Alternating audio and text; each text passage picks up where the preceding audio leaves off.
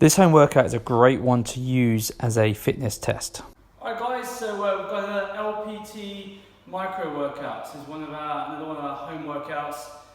You just need one piece of equipment, one kettlebell. That's all you need, okay? The kettlebell you need for guys, I'd probably go somewhere between a 20 to 24.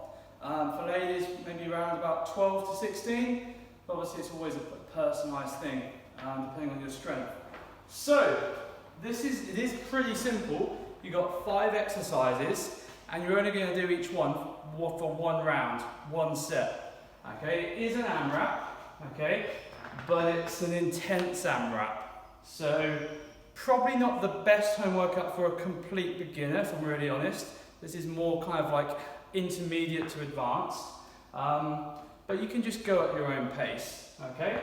So the way it's going to work, you're going to do each exercise for 1 minute, and you try and get as many reps as you can. So what I would, you can actually use this as a bit of a fitness test for yourself. Have a pen and paper if you want, and record how many reps you did, okay? You've got a whole minute to do that as well. So you're going to do a minute on, and then a minute off. A minute on, a minute off. So you're going to do a minute of kettlebell swings, a minute off. A minute of press-ups, a minute off. A minute of one-arm rows, a minute off. And the same with burpees and sit-ups. Okay? So in total, you're going to work for 5 minutes and you're going to rest for 5 minutes. Okay? Quick reminder on some of those exercises. You're probably familiar with most of them, but your kettlebell swing, obviously you're going to stand up to your kettlebell with your feet hip distance. You grab the kettlebell with both hands and you're going to drive through the hips, okay? Really important that you're doing that and you're not using your back, okay? So you're going to keep your shoulders, as you can see, at the bottom of my swing, my shoulders above my toes, driving through the hips, squeezing those glutes, okay? Next up, we've got press-ups. You know how to do press-ups by now. Main thing with those press-ups is slightly turn those hands out, so that when those elbows come into the body, you're actually getting some tricep work, okay? If you want to drop your knees to the floor, you can.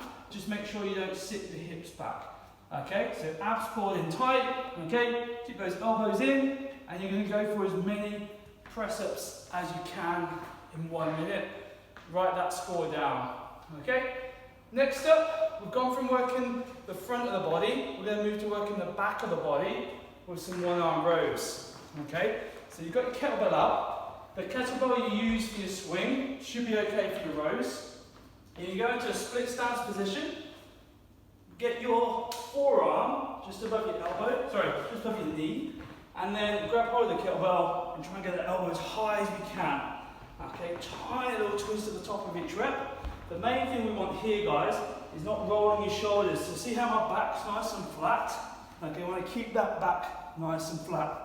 Okay, I want to keep your body square onto the floor.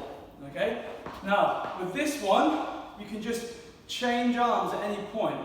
Okay, so you might want to change arms halfway through your minute. Okay, or just change arms when you get tired. So just keep switching arms and record how many rows that you get in the minute. Okay, burpees, we've got a few brands of burpee. We've got an LPT, what we call a CTF burpee, which is chest to floor.